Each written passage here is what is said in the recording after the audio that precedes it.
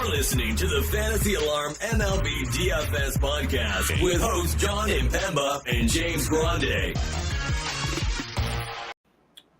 What is going on, everybody? John Impemba here with James Grande. Welcome into the Better Baseball MLB DFS Playbook live show here Friday. Big slate of games on tap, kicking us into the weekend. It is the return of the MLB from the All-Star break. James, we had a nice little reprieve here. You were covering some NBA Summer League action during the break. We had some NFL Draft Guide articles come out during it, but it feels good to get back into the swing of things here with the MLB season returning to play. Yeah, which once was a 14-game slate, now a 13-game slate, and who knows what it's going to end up at, John? By the time this show ends, I would imagine it could be a little bit less. So yeah, less games the better. The less games the better, please. Right. 14-game slate where it started with Coors Field to start the second half is always fun. You know, coming out of the break, teams are saying they're going to sell. Teams are figuring out if they're going to be buyers or sellers. Teams are the Shohei Ohtani show. I was going to say, like, teams are going to figure out what the heck's going on with Ohtani as he every day auditions for teams to come and rescue him and sweep him. He doesn't need to audition anymore, right? That's true. Yeah. Honestly, if the Angels are truly considering trading him, why play him? Agreed. Right? Especially pitch him. We'll pitch him specifically, right? Like, don't have him pitch. Like, have him hit. Just have him hit. Don't risk the elbow. Don't risk the fluky things that can happen in the MLB. Like, he is the most coveted asset in all of baseball history, probably, when he hits the free agent market. And if I'm a team looking to trade for Ohtani, I'm probably trying to work some level of like, all right, I'll trade you whatever, but I need the ability to negotiate a contract with him right now, right? Like, I need Ohtani to agree to a deal because I think that's the only way the Angels are going to be able to maximize their return, because who's going to want to empty their farm system for 3 months of Ohtani and then hope to pay him $1 billion in the offseason, right? Like, I feel like they're going to need to work out some sort of contract extension while the trade is being manifested to happen. 3 questions, and we could yes or no. Sure. Is he traded by the deadline? Yes. Does he get over 550 million? Yes. Why is it the Yankees? They have the most money, but they don't have the prospects. Yeah, I mean they have 2 prospects inside the top 100, only one in the top 50, and that's Jasson Dominguez, who's hitting 200 at Double-A this year. Well, yeah. And now listen, they obviously have a couple of first rounders in their top 5, Sweeney and blanking on who their number 3 prospect is, but a kid they took last year. They have Sweeney, who took 2 years ago, Dominguez. So they got a couple of first rounders in their top 5 system prospects, but only 2 have cracked the top 100 on MLB pipeline. So it's going to take a lot of players, salary, money. Maybe you throw Gleyber Torres in that deal, right? Like, juice up some MLB talent to get the deal done if you're the Yankees. But I mean, if you're looking at the Dodgers, the Cubs, the Yankees, teams that have money, the Red Sox, in theory, have money to make those kind of moves, and the prospects potentially to make these moves. You know, we'll see what happens. But I can't imagine the Angels go into this offseason and just give Ohtani away for free. I mean, it would be egregious. The Red Sox did that with Xander Bogaerts. They were hammered for it. Obviously, Xander not having a great year this year. They could have traded him last year at the deadline. People were hammering them for not trading Mookie Betts sooner than they did once they realized he wasn't signing that contract. Could have traded him mid-year 2 years ago. Instead, they waited till his final year. And Connor Wong looks like the best player of that return. So, if you're the Angels, don't fumble this bag. You gotta get her. This could reset your franchise with the right deal. Yeah, and that was Xander Bogaerts. Like, this is the best player we may ever watch. Right. Yeah, exactly. Agree with you 100% here. So, guys, big day obviously on tap here. We're going to break down the DraftKings slate, go over all the DFS stuff that we got going on here. But as you see down on the screen, we got a nice little promo going on with Real-Time Fantasy Sports. They have a daily DFS pick'em game. It's time now where we're going to go ahead and give you our favorite plays of the day.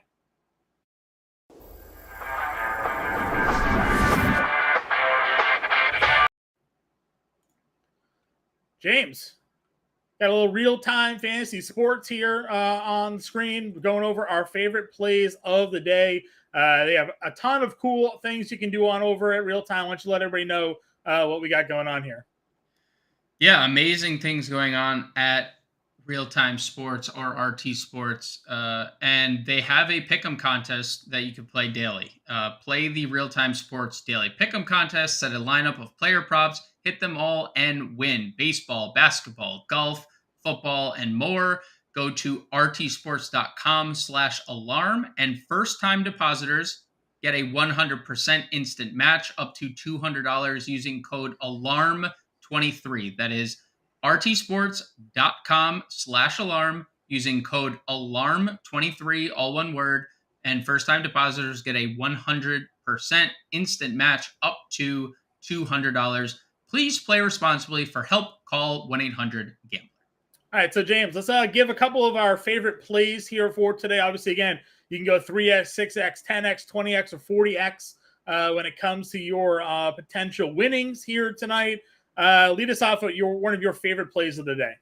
Yeah, favorite play of the day. We're going to Great American Small Park, and I emphasize the small. And Willy Adames has not had problems leaving the yard lately. We know his success against right-handed pitching facing Graham Ashcraft. So over 6.5 fantasy points for Willy Adames today. Yeah, I like that one a lot. Again, you're looking at the right-handed pitching. He's not at home, but it's one of the best hitting environments in all of baseball there, being in Cincinnati. Over 6.5 fantasy points, more than 6.5 fantasy points for him here tonight. I like that one. For me, I'm going to go at more than 6.5 strikeouts for Shohei Ohtani. It is set at minus 125 on the sport books here for the over. Like this spot here against Houston, who is not at 100% with that lineup. No Yordan Alvarez, no Jose Altuve, obviously there. So a little bit of a weaker lineup. We know Ohtani has some elite strikeout potential here, and you're getting him at 6.5 strikeouts here tonight. So I like the more for 6.5. So if you wanted to do a 2-pick for 3x, that's what we have going on. Any other plays you like here tonight, James? I mean, it's hard not to go to Coors Field and take a look at some plays we have there. We do like Josh Donaldson on the road. That's okay when I have total bases, especially when he's facing a lefty. Anthony Volpe back atop the lineup for the Yankees. Half a run feels pretty good for Volpe. So if we wanted to play some props over there in Coors, I'm perfectly fine. Yeah, I like the Volpe over a half a run there. So if you did a 3-pick play here tonight, you can get 6x return on your money. Again, if you're not yet signed up over at Real Time Fantasy Sports here, you see the QR code on the side of the screen, or you can sign up using promo code ALARM23. You get a 100% deposit match up to $200 there. So go check all of that out that we got going on over at Real Time Fantasy Sports, and take advantage of the cool new offers that we got going on. Again, that's rtsports.com/alarm for first-time listeners. So, James, RT Sports Pick and Plays in the book. Howard Bender has his video over on YouTube and Twitter as well. You can check out his favorite RT Sports plays of the day. But let's turn the page. Let's switch it on over. Time to do a little DFS here for the day. We're going to break down this DraftKings slate that we got going on here for this big day. 14 games knocked down to 13 games. We'll talk about the weather. We'll talk about the spreads. Why don't we kick it off in Vegas? Yeah, let's kick it off in Vegas. So notable over-unders. We noted on this morning's podcast, some places had 10.5 for Yankees Rockies. I think that's obviously going to Coors is the first place to note. It's at 11 pretty much across the industry. DraftKings, FanDuel, Caesars all sit at 11. The over is the slight lean there. So take that for what it's worth. Other than that, like nothing significant other than Milwaukee, Cincinnati, which I think is expected. 10 implied runs in that game. Opened at 10.5. It's been bet down a little bit. That's probably more so due to Corbin Burns pitching than it is Graham Ashcraft pitching. So 10 implied runs there, 9.5 in Atlanta, Chicago. The under heavily favored there, Michael Kopech versus Charlie Morton. And then like interesting low totals. We have 7 implied runs in Seattle and Detroit. Eduardo Rodriguez, and Luis Castillo. Yep.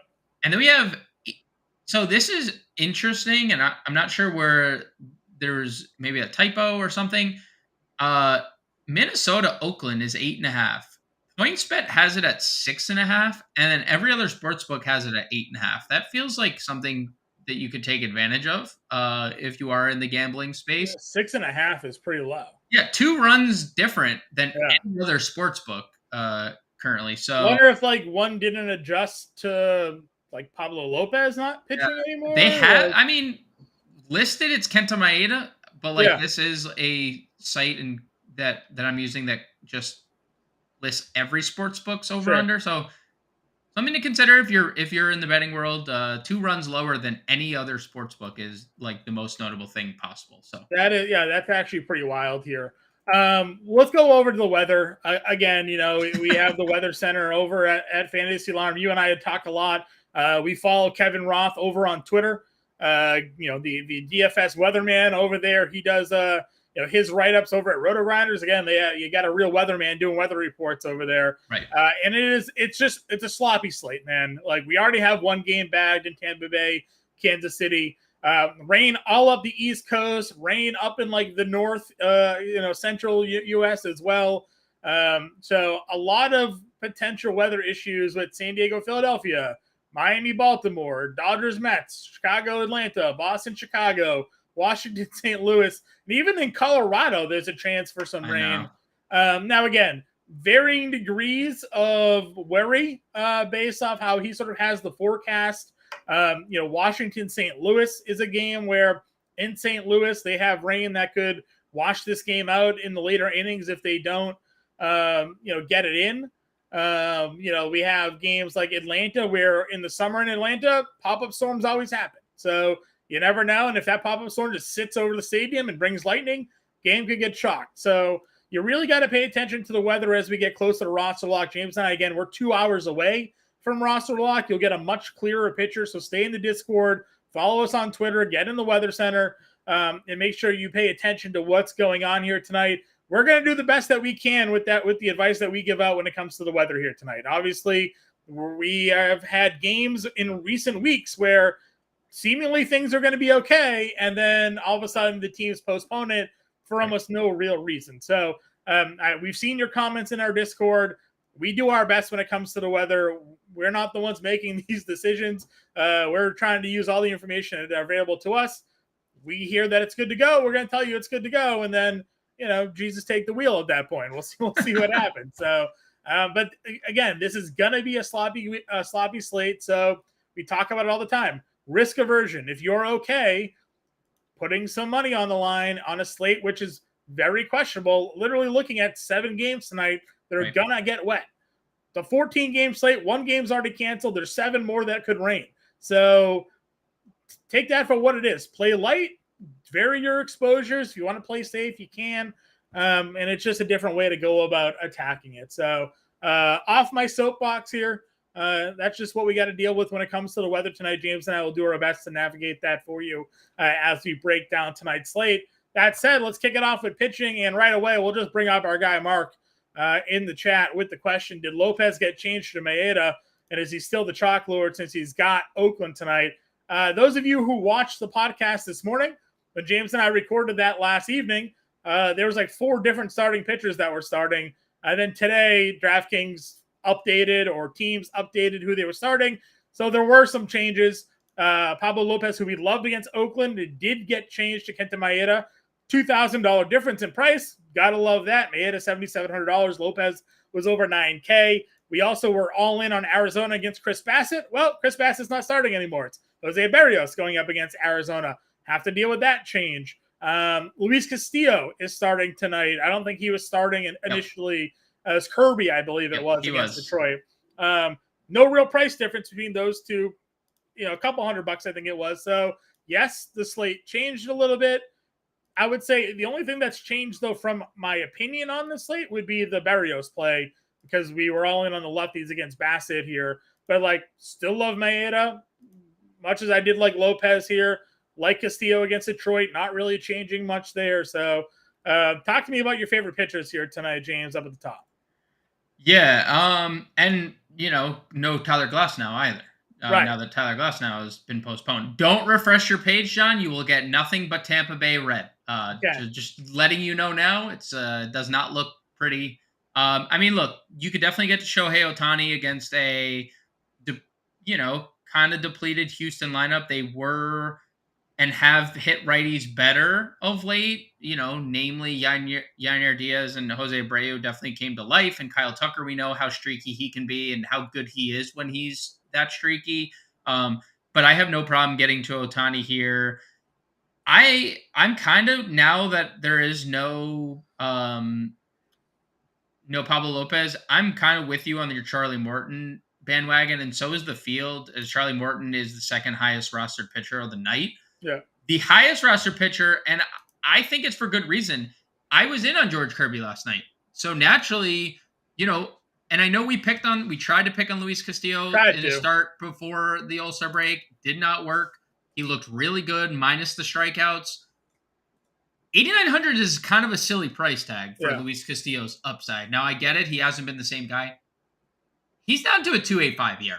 Like, he hit a little stretch where he was allowing power, and that is certainly correct. Well, that's why we were in on Houston, but right. They just didn't come through that day. Detroit doesn't have that. Like, that is not what Detroit has. So I'm getting to Luis Castillo with the field. The field is getting there. I'm getting there. And then Maeda, who is the third highest rostered pitcher of the night, or fourth highest behind Ohtani.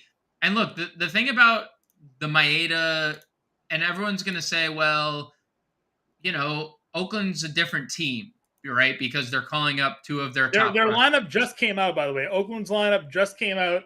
Soderstrom is hitting 5th. He's DHing. Geloff is hitting 6th. So it's Noda, Blade, Rooker, Brown, Soderstrom, Geloff, Peterson, Langeliers, and Allen tonight as their lineup. So two kids making their MLB debut tonight, getting called up to go against Maeda, who's coming off of a really strong outing against Kansas City, 7 innings and earned 9 Ks in that one. But still, he's pitched well since returning. He made 3 starts in Atlanta, 5 innings, 2 earned there.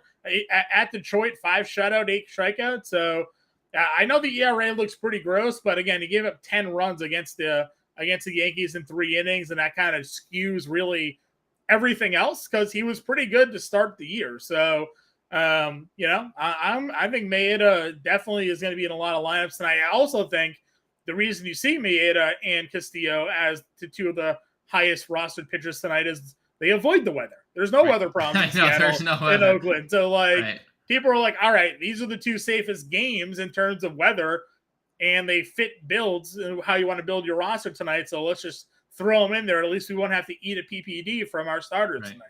Yeah, and you bring up a good point about Maeda, since being back, and that's what I wrote up in the MLB DFS value article over on FantasyAlarm.com today.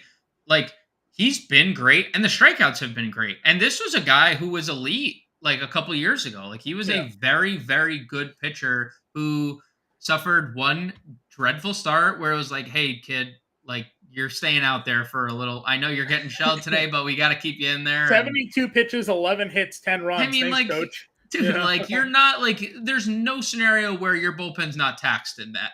Right. You have to really bite the bullet to keep someone in for that long. Because he didn't even allow home runs. These were just hits. Everything was just hit after hit after hit. I wonder what his batting average in Boston play was for that game. Dude.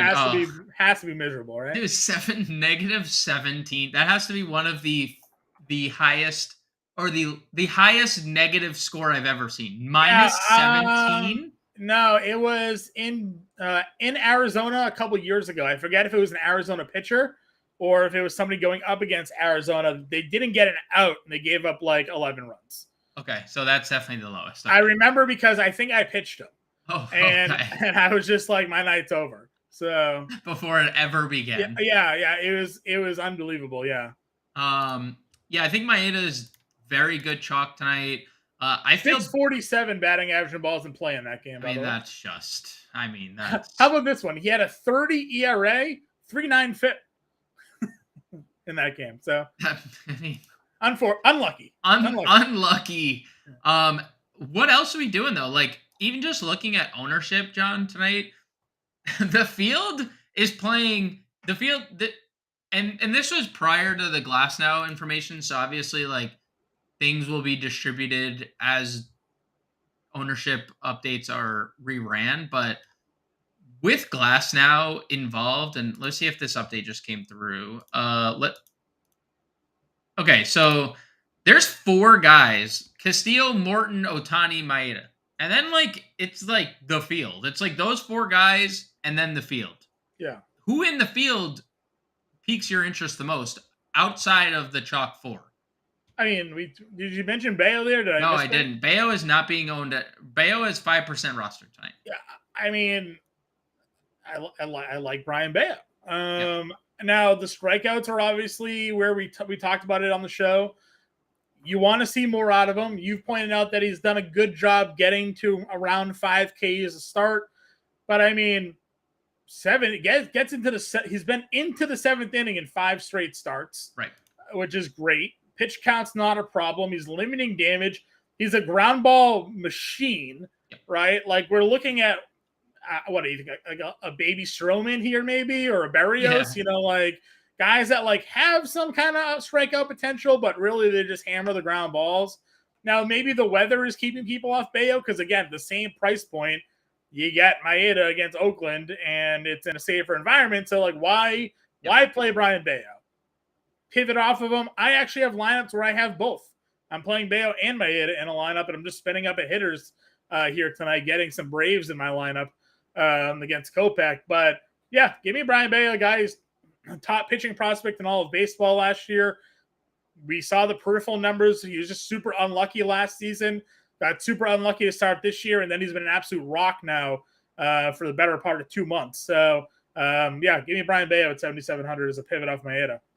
So I'm looking at some ground ball rates amongst pitchers who have just 50 qualified innings. Yeah. He's 5th in baseball in ground ball rate. Yeah.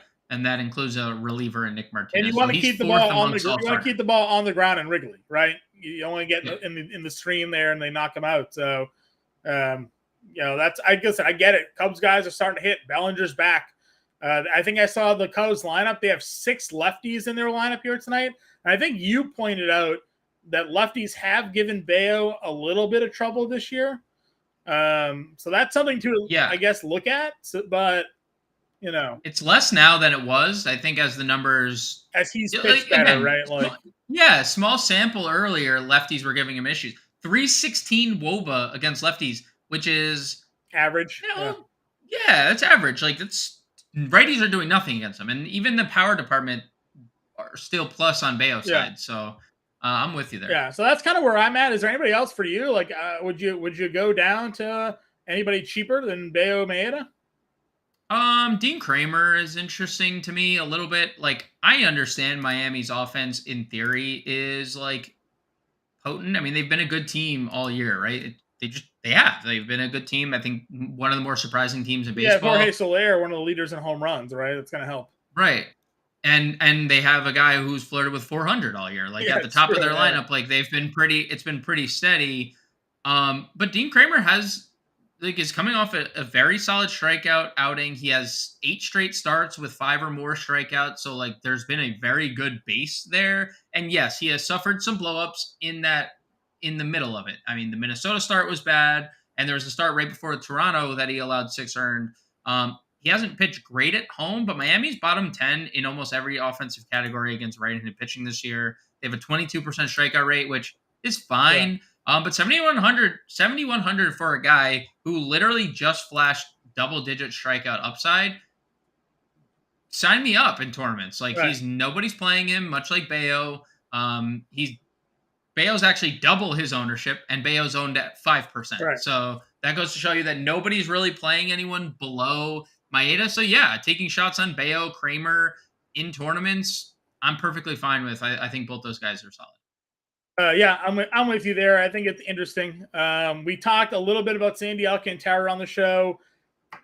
That's just a bet on he turns it around a little bit, but it's not a great spot for him.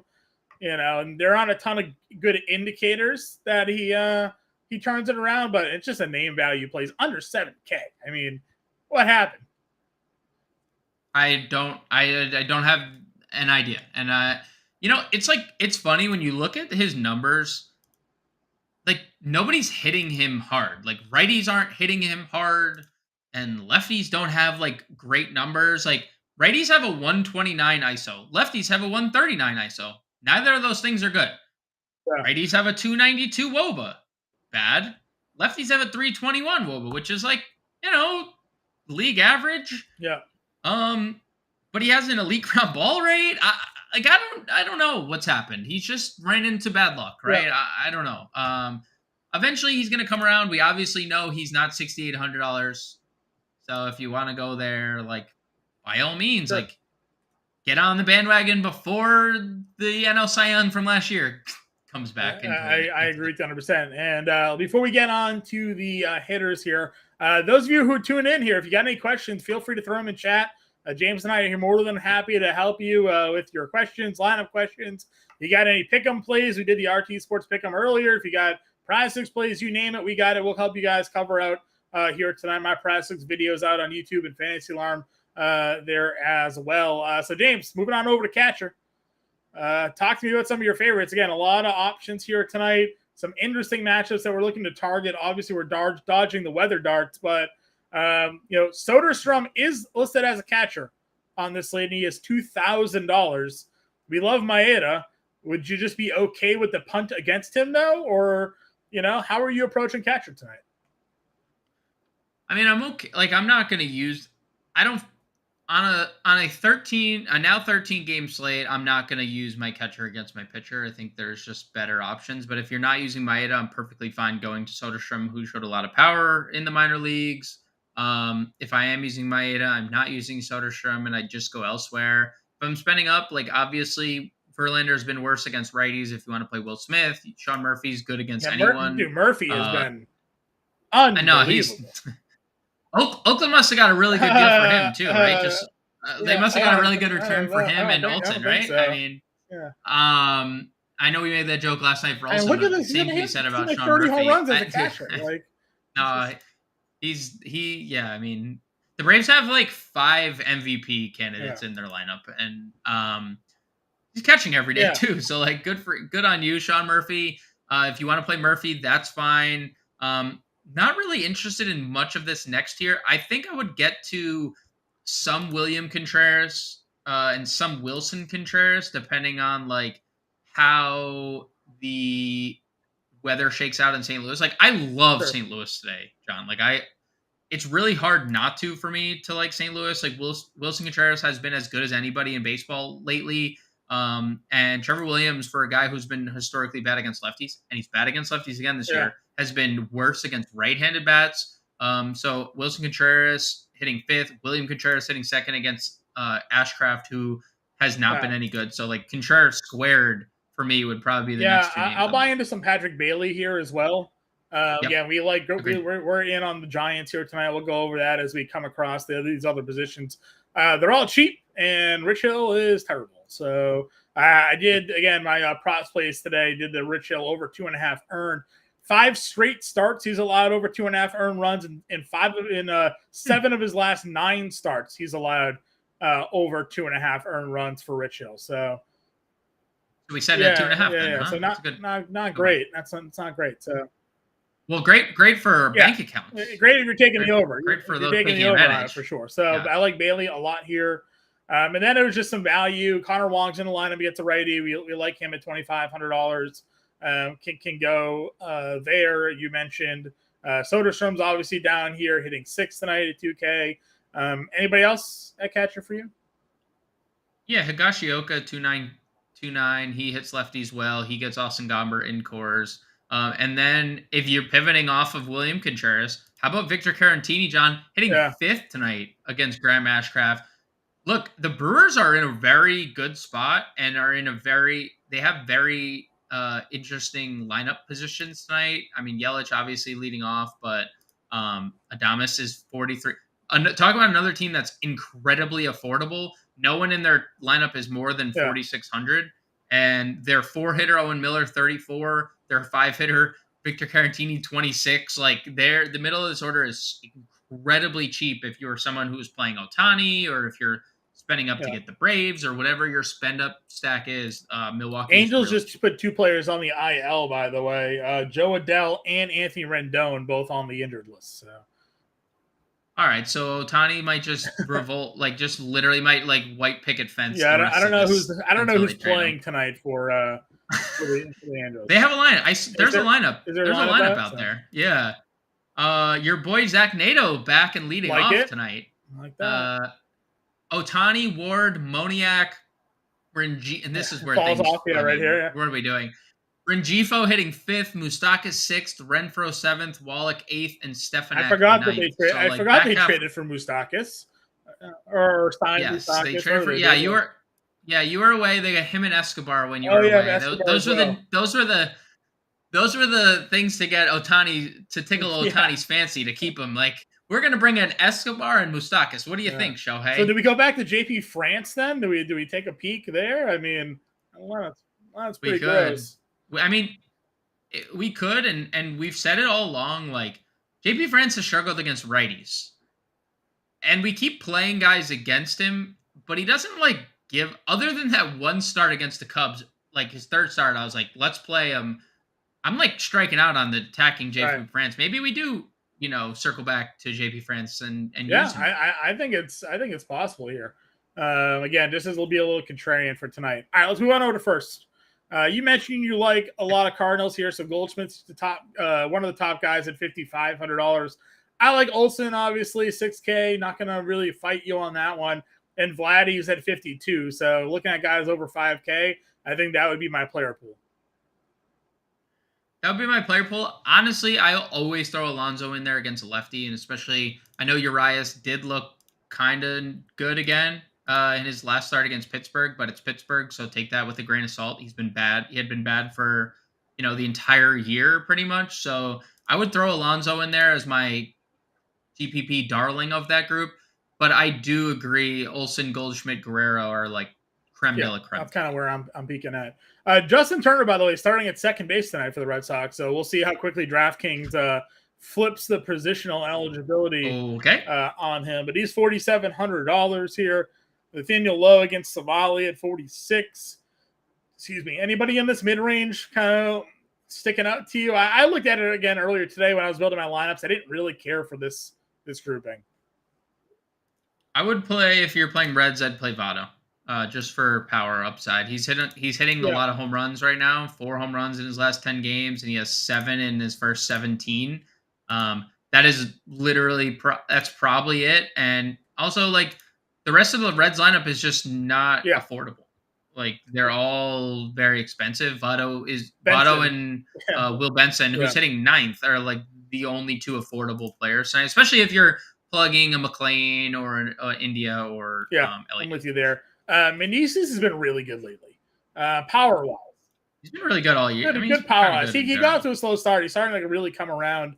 If you look at the power lately here, 4 homers over the last 3 games, all in Texas there. So, maybe starting to show the power he showed last year in the second half of this year. You mentioned Owen Miller. He's 34. Wilmer Flores, though, $3,200 is the guy that you and I are fans of tonight. Yeah, he's been awesome, hitting 322 on the year against left-handed pitching. And this is someone that did this his entire first half of his career, getting back to it, along with the 322, hitting 195 ISO, 381 WOBA, and hitting second tonight in the Giants lineup. So I love Wilmer.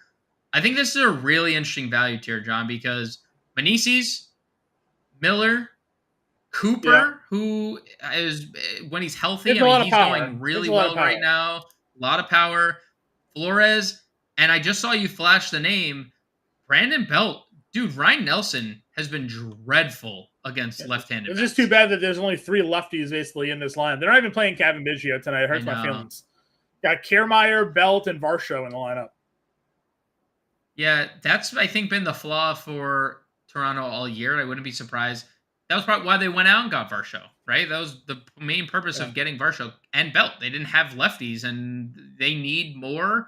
But Belt against right-handed bats this year, 192 ISO, or right-handed pitching rather. 192 ISO, 360. You just have to decide. It's the Pujols Goldschmidt from last year. We go all the time. Yeah, it's like, it is. Are you going to play Vladdy or are you going to play Belt? Because you can't play them both before. Right. It's opportunity cost. No, it's the opportunity cost. You don't play Vladdy, but it lets you play Bichette and Springer, right? Like, I know. Unfortunately, Belt last week had before the All-Star break had outfield eligibility. It was amazing. Like, I was like, oh, we could just play Brandon Belt in the outfield and like not even have to worry about it. But that dream is now dead. Like, can we stop giving Ohtani first base eligibility if we're not going to give Brandon Belt first base eligibility? It's the same. Yeah. It's the same thing minus like DraftKings needs to add a util spot. That's what it is. No. We've too much experience. Keep catcher, but just give us util. Well, then we need extra money. That's probably true. Solano's there, but Waldichuk, who knows how long he'll be in the game for. I got nobody else. Anybody else for you? Okay. Moving on over to second base then. Talk to me about your favorite second baseman. Bet Simeon, Marte, Albie is your top 4 guys price-wise. McLean in there. Gleiber and Coors maybe is a target? Yeah, I mean, we can mention Mookie here if we want because we're going to mention 1,000 outfielders. Righties against Verlander has given him fits, and Mookie's one of the hottest hitters on the planet. So he's hitting everything out. If you want to go there, that's fine. We know Simeon's good split is the right side, but Savali's been really good. Lefties still give Berrios problems. Like, that is still the problem that he has that Bassett has, just not to the extent that Bassett has. Because Bassett gives up home runs. Berrios just doesn't give up home runs. So. Yeah. So if you're playing Arizona, like, obviously getting to Ketel Marte is okay. I don't think this is a position I'm necessarily looking to spend up on. I plugged Gleiber in lineups here tonight. Gomber and Coors. Yeah, that could work. He's just like, he just hasn't been the same guy since his breakout campaign. Like, we talk about all the time. The Yankees lineup is trash without Judge. So it is. Now, to your point, like 188 ISO against lefties is fine.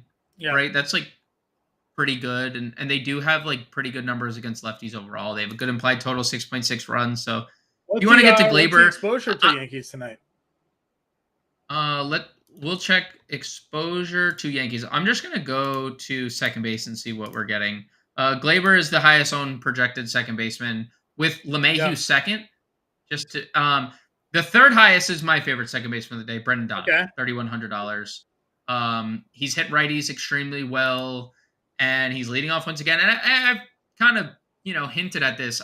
I love St. Louis tonight. I think they provide great value, and they have elite spend-ups, obviously, in Goldschmidt and Arenado. But Donovan leading off 3,100 has hit really well over the last 2 months, hitting 400 in July before the break, hit 320 in June. And he's hitting righties really well, all 9 of his home runs against right-handed pitching. So $3,100. I love Brandon Donovan leading off against Trevor Williams, who stinks. He's bad against lefties. He's bad against righties. I don't mind that. Again, I haven't played a ton of St. Louis this year, but I mean, if that game goes off, the weather. Well, it's probably profitable for you because it's not very good this year. They're going to be trading everybody, right? So, trying to see here if we've gotten any updated weather. It doesn't look like we've had too much updates to the weather here. That game is still kind of the same. Scattered storms ahead of the game. If it comes over, it could be a delay, but if not, it seems like it'll play. So, this is again a position where Kyle Farmer's sitting cleanup 2,300, but as soon as Waldichuk comes out, like they could pull Farmer out of that game. Terang against Ashcraft in Cincinnati could be interesting for a value play. Schmidt again, more cheap San Francisco guys at $2,800 there as well. So just some value guys if you're not looking to spend up for Gleyber here tonight. Moving on over to third base. Top options here: Ellie, Ramirez, Devers, Arenado, Jung, Riley. You looking to spend up at this position tonight? There's no wrong answer there.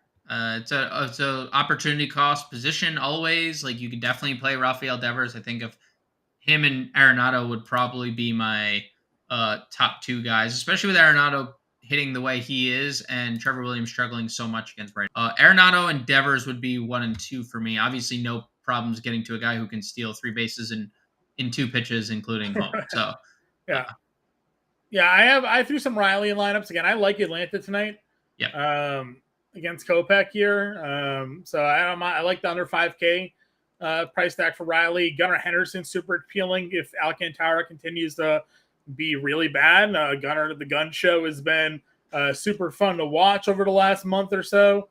So certainly can find ways to get him into lineups here tonight. JD Davis is $4,300 against Rich. We've talked a lot about liking San Francisco there. Donaldson hitting 5th tonight, gets a lefty in Coors at $3,500. Has the power potential for there. We've talked Wilmer. Like, what other value third basemen are on your radar tonight? It's probably just the guys you mentioned. Like, okay. You could definitely play JD Davis. I like that. You could definitely play Donaldson in tournaments, entering Yankee stack. That works. Owen Miller, you mentioned at first. He's in play. I know LeMahieu's being owned. I'm going to fade that situation, just how bad he's been. Like, I get it. It's Coors. I get it. He used to play in Colorado. Literally the least likely person on the planet to have revenge on his mind, maybe ever. Like, he is the most, like, stone cold person I've ever seen. Like, never seen him literally crack a single emotion. So, fading LeMahieu and how bad he's been. Got Eugenio here, power-wise against... Yeah, the Mariners in general are interesting just with how powerful they can be against left-handed pitching. Yeah, I mean, 999 OPS the last 10 games, 3 homers. You just ignore the batting average and get a lefty against Erod, who was not good a couple starts ago. So on over to shortstop then. Geloff was 2K 2-min price. If you're not going it, you want to play the rookies coming up from Oakland, you could go there. Shortstop has Seager. We talked to Ellie McClain. We've mentioned Bichette. Lindor versus a lefty here. Yep. Correa against a lefty and Waldachuk, a possibility, and a lot of guys in the top of the lineup here for shortstop position.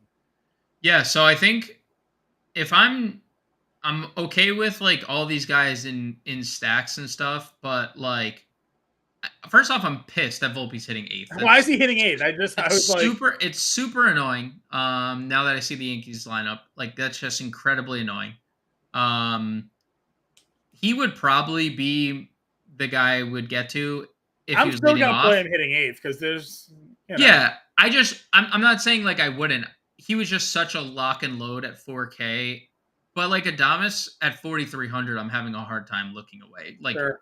Gets a righty in maybe the best in the best environment outside of Coors, and he's been really, really good. Hits in 9 of 10 games, and it does have to be mentioned that those are all home games. Home games. It's totally fair. But like, I mean, let's be real. Like, this feels like a home game for everybody. Like this is an elite hitting environment in general. So I love Adames. Ashcraft has struggled against righties as much as he struggled with lefties.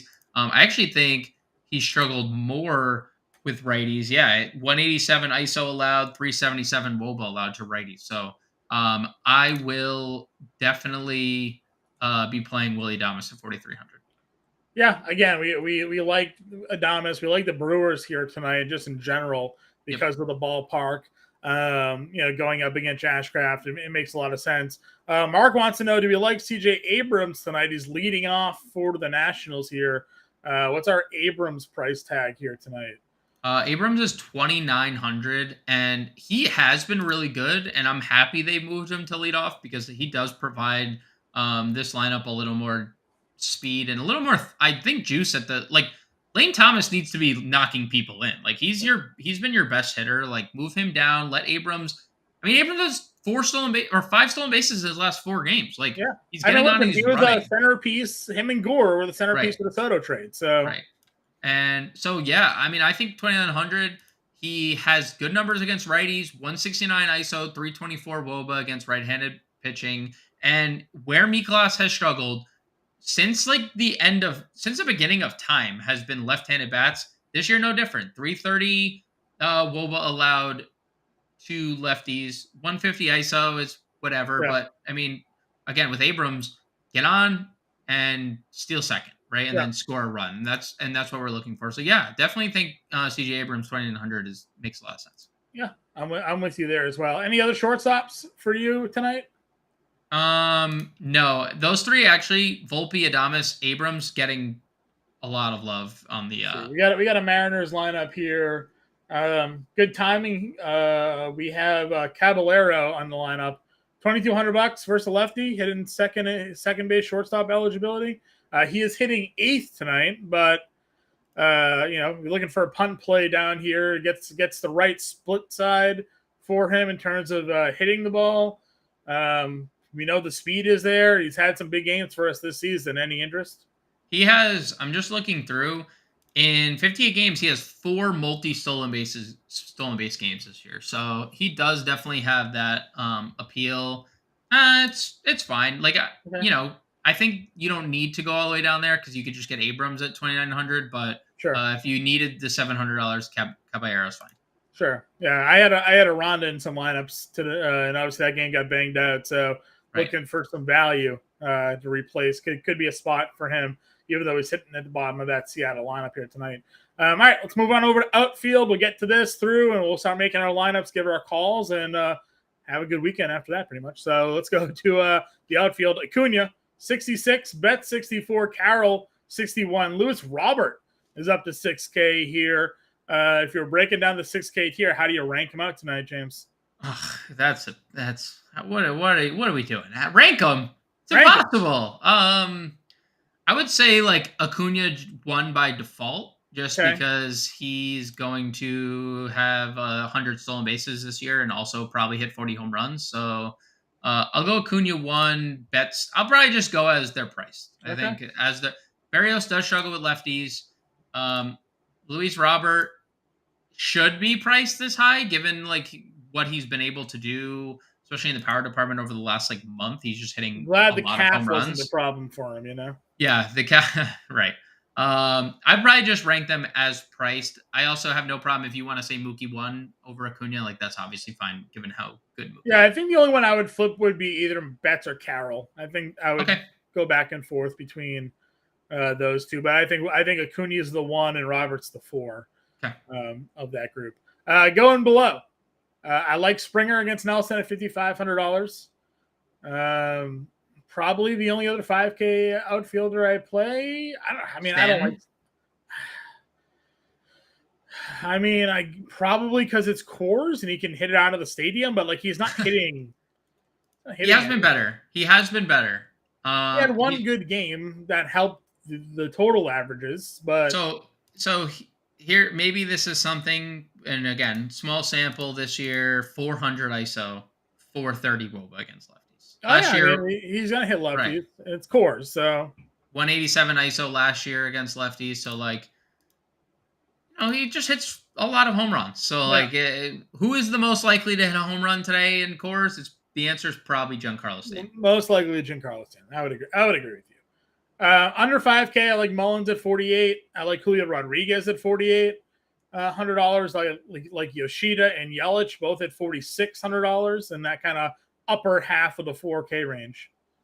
Yeah, so I think for me, I just gravitate right to Yoshida and Yelich. I think those are the two guys for me. Yoshida's been on a different planet of late, and this is like the 3rd time this year where he's visited this planet where he's just like unconscious and then he like cools off and then he goes back to being unconscious. And right now, get him while he's hot. So Yoshida, Yelich has been getting back to where he was, like, and he's adding stolen bases. I don't understand this return to form. The guy was bad for 3 years, and then all of a sudden he's back to like not like the MVP that he was, and then he was MVP and then runner-up MVP back-to-back years, but it's gonna hit 25 home runs and steal like 35 bags. Yeah, he sure is. Yeah, I'm with you there. Then you get him in left-handed bat in Cincinnati against Ashcraft. I love that play tonight as well. Looking at that $4,600 range. Below them, where's your outfield targets from there? I mean, Harrison Bader is going to be popular. $4,300 hitting 4th. He's hit lefties well. He had that. We all knew he was coming back to earth after when he came back. He was on that insane stretch and it was like, all right, well, he's not this guy. And he's not. but he's still a good baseball player. He's hitting fourth. He's definitely in play. Lars Nootbaar, this interesting Cardinals decision to bat him third, and I don't know. I think it's just like they're splitting up righty lefty at this point. Yeah. But he's hitting third in a lineup that gets a great matchup. The only thing, again, you have to worry about in this game is the weather. Not that the Cardinals can't score against Trevor Williams, because they will if this game plays. So I like him quite a bit. And then you just dip down to like this. Outfield just feels like a position, and I mean, obviously, there's 26 teams in action tonight. They got Sawinski leading off for Pittsburgh tonight, huh? Dude, yeah, crazy. I mean, he just is like every other day. It feels like he's hitting a home run. So you could definitely get to Sawinski, but like this position just feels like there's so much value tonight. Yeah. Like Jarren Duran has no business not being. He's hitting 548 with a 600 OPS. Like, why is he below 4K? Like, why is he below $4,500? That not. He hasn't been above 4K this year. Once. I don't. He hit 4K once. Hasn't been above it all season. Well, all season he's been hitting above 300. So, like, what are we doing? Austin Slater has historically been good against lefties. He's leading off again. We have Tommy Pham against a lefty. Like Teoscar's here against a lefty. Dude, Teoscar against the lefty. We have Jordan Walker at 3K, who smashes righties against Trevor Williams, who pitches poorly against righties. We have Jake McCarthy, 3K. We have Jesus Sanchez, who went into the break on fire, especially in the power department. You were talking up Janikowski there forever. I mean, hitting seventh tonight. There is an enormous amount of value in the outfield. Alec Thomas as your, wraparound stack, hitting Benson's ninth. Down here. Benson, there is a lot of elite value. Isaiah Kiner-Falefa, as bad as he has been at times, 333 in his last 10 going into the break, hitting seventh for the Yankees tonight. So, I mean, Henry Davis is hitting third. There's a lot of. He's being bit by the small sample size bug. He went over. He had 3 games of offers, and now he's hitting 230. And now he's hitting 230. Yep. And if he goes 2 for 4 tonight, he'll be hitting 280. So it's don't get scared by the batting average. There's a lot of talent. So yeah, I agree with you. It's like you don't have to spend up at outfield tonight, but if you don't spend up at outfield, you're losing out on Acuna. You're losing out on Betts and all those guys. But there's plenty of value on the board in the outfield this evening. I think it just depends on your roster construction, right? If you're playing Ohtani, you can afford to go Acuna or Betts, but you can only afford one of them. And then you're going to have 2 value outfielders, essentially. Yeah. Or if you're not, like you said, you did a double Maeda Bayo play, you can probably get 2 of those outfielders and one of the value plays. So, it just all depends on your roster construction. I agree with what you said. I wouldn't just, punt my outfield when you have the elite names you have. But, I'd play 2 of them. No doubt I'd play 2 of them. Yeah, I'm with you there. All right, let's get to it. Grande's Gems, Impemba Imprints for this slate. Kick us off here, James. Who is your top play of the day? Top play and home run call are going to be the same person. It's going to be Nolan Arenado at third base. He's hitting righties really well, and Trevor Williams has been really bad. Top stack of the day. So I'm going to go Milwaukee because they're going to be more popular than my contrarian stack of the day, and that's the stack I've been talking about the whole show. The Cardinals, if they play, is my contrarian stack. Okay. And then my value play of the night, I'm just going to stick with the theme, and I'm going to go Jordan Walker. I'm all in on the Cardinals tonight. The Cards. Yeah, I'm all in on the Cards. So the only non-card I said in that whole thing was playing the Brewers as my top stack. All right, I'm going to go with my home run call. Is going to be Matt Olson here tonight. My top stack, I'm going Braves tonight again if that game plays out. For my contrarian stack, I guess I'm going Red Sox. And if you don't think anybody's playing the Red Sox here. Well, I'll look at it. I'll look at it for us right now and see what officially we have for let's see.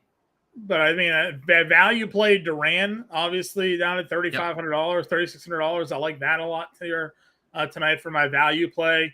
And then if I'm going for my star of the night, we're going to go with Ronald Acuna here. So Olsen homers, Acuna is the star, Duran's the value. Top stacks can be the Braves. I guess we'll see how contrarian the Red Sox will be here, but I like Boston tonight against Hendricks and the Cubs. So everyone's playing Yankees, obviously. Yeah. It's, Milwaukee's the second highest rostered stack. Boston's fifth, but only at 7%. So like you're gonna get some very low on Red Sox in that fray. Cardinals are fourth for me, so we're both like semi-contrarian tonight. I mean, neither of us picked Yankees, so like it's true. We like some Yankees though. We talked about them. Yeah. All right. Well, we don't do cores, right? So that's sometimes our problem. No, well, I think we've shed that. Like we've kind of just sure. All right, I got a couple minutes left. Let's put a lineup together for the folks at home. Pitching. Are we plugging Maeda in? I think so. As long as all right, then what's our SP2 here tonight? Do we do the double spend down? Do we do Morton Maeda, Castillo Maeda? I like one of those two. I think one of those two. Okay, let's ride the chalk train then. Charlie? Yeah. Or Luis? 4,100, yeah, Luis. 4,100, 4,200 to play. We both like Duran for some value in the outfield here. Yep.